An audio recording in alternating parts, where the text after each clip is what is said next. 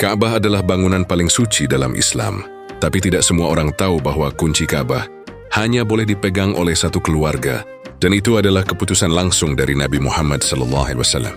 Yang lebih mengejutkan, keputusan itu berlaku sampai hari kiamat. Ini kisah yang jarang orang tahu. Ka'bah bukan hanya pusat tawaf, tapi juga pusat kehormatan bagi masyarakat Makkah. Sejak ribuan tahun lalu, setiap keluarga Quraisy dulu punya tugas masing-masing dalam merawat Ka'bah. Dari yang menyediakan air, dari yang menyambut tamu, ada yang mengurus makanan jamaah. Namun ada satu tugas yang dianggap paling terhormat, menjaga kunci Ka'bah. Tugas itu diberikan kepada keturunan Bani Syaibah, jauh sebelum Islam datang. Pada masa awal dakwah, Nabi Muhammad pernah meminta izin masuk ke Ka'bah. Namun penjaganya saat itu, Utsman bin Talhah yang masih musyrik, menolak dengan keras. Dalam beberapa riwayat, ia bahkan sempat berkata kasar. Nabi hanya menjawab tenang, "Wahai Utsman, suatu hari kunci ini akan berada di tanganku." Utsman menjawab sinis, seolah tidak percaya hal itu akan terjadi. Tapi kata-kata Nabi itu ternyata adalah isyarat masa depan. Bertahun-tahun kemudian, kota Makkah jatuh ke tangan kaum muslimin dalam peristiwa Fathu Makkah. Semua hak dan simbol kekuasaan Quraisy berada di tangan Nabi, termasuk kunci Ka'bah. Setelah menghancurkan berhala di dalamnya, Nabi beribadah di dalam Ka'bah. Orang-orang menunggu siapa yang akan diberi kehormatan menjaga kunci itu. Bahkan Abbas bin Abdul Muttalib, paman Nabi, meminta agar tugas ini disatukan dengan tugas penyedia air Zam-Zam yang sudah ia pegang.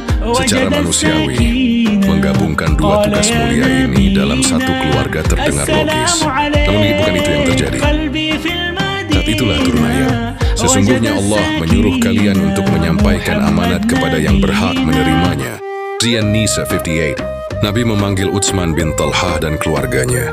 Di hadapan para pemuka Quraisy, Nabi mengembalikan kunci Ka'bah sambil berkata, "Ambillah kunci ini. You akan tetap berada pada kalian hingga hari kiamat. Tidak ada yang boleh mengambilnya dari kalian kecuali orang yang berbuat zalim." Kalimat itu membuat Utsman menangis. Dia pernah menolak Nabi, tapi Nabi justru mengembalikan kehormatan keluarganya. Sejak hari itu, Bani Syaibah resmi menjadi pemegang kunci Ka'bah selamanya. Ada beberapa fakta mind-blowing yang banyak orang tidak tahu. Tidak ada raja atau pemerintahan manapun yang boleh mengambil kunci Ka'bah dari Bani Syaibah. Jika mereka mengambilnya, status mereka langsung dianggap zalim. Sesuai sabda Nabi, kedua, mereka satu-satunya keluarga di dunia yang memiliki otoritas resmi membuka Ka'bah. Bahkan ketika khalifah-khalifah besar seperti Umayyah, Abbasiyah, Utsmaniyah hingga kerajaan Saudi berkuasa, semuanya wajib menghormati hak keluarga ini. Jika ada renovasi Ka'bah atau penggantian pintu, kunci tetap harus berada di tangan Bani Syaibah. Dan ini bukan sekadar tradisi, tapi perintah agama. Setiap tahun, Ka'bah dibersihkan secara resmi 2 kali, sebelum musim haji dan setelah musim haji. Pada acara ini, para pembesar negara, ulama, hingga tamu kehormatan dunia biasanya hadir. Namun yang membuka pintu tetap satu orang, pemegang kunci dari Bani Syaibah. Mereka membawa kunci berbentuk panjang, berwarna emas dengan ukiran ayat Al-Quran. Ketika pintu dibuka, seluruh dunia melihat. Inilah tradisi yang tidak berubah sejak zaman Rasulullah. Bahkan Raja Arab Saudi harus menunggu pemegang kunci datang dan membuka pintu untuknya. Tidak ada pengecualian. Hingga hari ini, keturunan Bani Syaibah tetap memegang amanah itu. Jelas yang paling dikenal beberapa tahun terakhir adalah Syekh Abdul Qadir Al-Syaibi. Lalu setelah wafat, tugas diteruskan oleh anggota keluarganya yang lain. Mereka tinggal di Makkah, hidup sederhana, dan tidak menganggap diri mereka keluarga istimewa.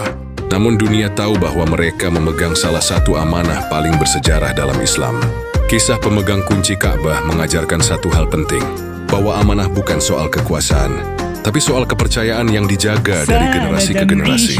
Dan yang lebih mind-blowing, status itu diberikan langsung oleh Nabi Muhammad SAW dan akan terus diwariskan hingga hari kiamat. Sebuah kehormatan yang tidak pernah dimiliki keluarga manapun di dunia.